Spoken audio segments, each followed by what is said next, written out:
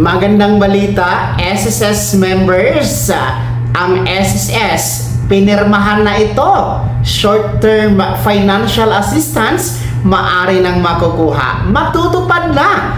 Magkano at sino-sino ang pwede? Yan ang ating pag-uusapan sa episode na ito. Hello mga ka-vlogs! Welcome sa aking YouTube channel at welcome po sa ating official Facebook page. Saan ka man nanonood, kumusta?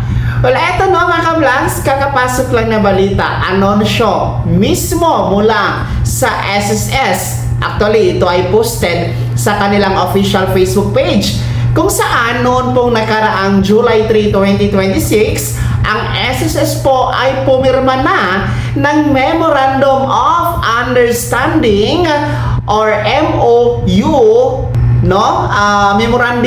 Memorandum of Understanding and Non-Disclosure Agreement with Standard Economics para po suportahan ang pag-develop at pag-implement ng SSS Microloan Program o yung mas kilala natin sa tawag na SSS Loan Light mga ka-vlogs.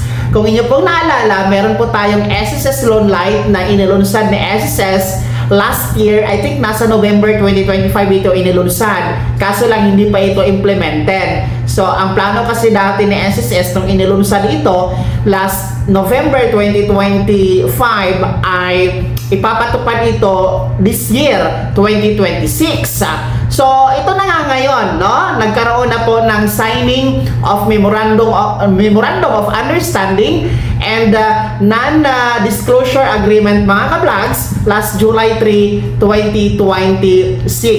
So, ang ating mga miyembro ni SSS, para sa mga hindi po nakakaalam, ang microloan na program o yung mas kilala sa SSS Loan Light, ito po ay short-term cash assistance program benefit na i-offer na SSS sa lahat ng mga miyembro. So, ibig sabihin, this is a short-term loan.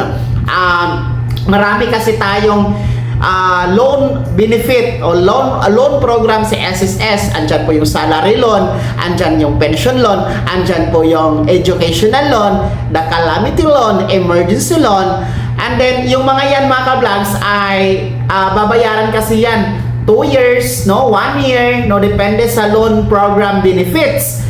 Well, ito pong microloan program o SSS Loan Light, short term lamang ito. Pwede nyo pong bayaran from 15 days to 90 days lamang. At sa halaga po na katamtaman lamang base sa inyong pangangailangan. So, hindi po susobra sa inyong pangangailangan. Nang sa ganon, mas mabilis, mas magaan sa inyo ang pagbabayad nito, mga ka-vlogs. Ang layunin lang naman ng SSS Loan Light ay matulungan ang ating mga miyembro na meron pong masasandalan, mapagkukunan sa oras ng emerhensiya at pangangailangan. Kaya nga po, inilunsad itong SSS Loan Light, mga ka-vlogs. Well, ang masasabi ko lang talaga, no, naiiba itong SSS Loan Light, itong microloan na ito kasi nga mas mabilis ma-avail, mas madali po siyang bayaran, mas madaling tapusin ang pagbabayad kasi nga short term,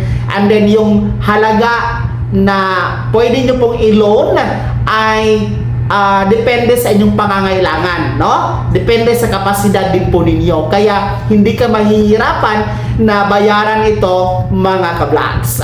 So, antayin na lamang natin kung kailan ito available na pwede nang i-avail. As of now, hindi pa ito implemented kasi uulitin ko, nagkaroon pa ng pagpirma ng Memorandum of Understanding and Non-Disclosure Agreement last July 3. So, tingnan natin sa mga susunod nating mga updates, no, ay baka po pwede na itong i-avail, mga ka-vlog. So, kayo mag-alala kasi pwede din po itong i-avail online lamang gamit ang inyong My SSS portal kung sakasakali. So, antayin muna natin ang guidelines ni SSS kung paano nga ba mag-avail dyan, magkano ang maximum, sino-sino ang po pwede, no? Para ipaalam natin sa inyo sa mga interesadong mag-avail ng SSS Loan Light. Kaya naman mga ka-vlogs, mga miyembro ng SSS, no? Kayo ba ay interesado din sa pag-avail ng SSS Loan Lite?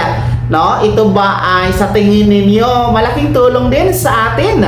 Ibahagi niyo po sa comment section na nasa baba. Maraming salamat sa pagtutok. God bless. Mag-ingat po mga ka-vlogs.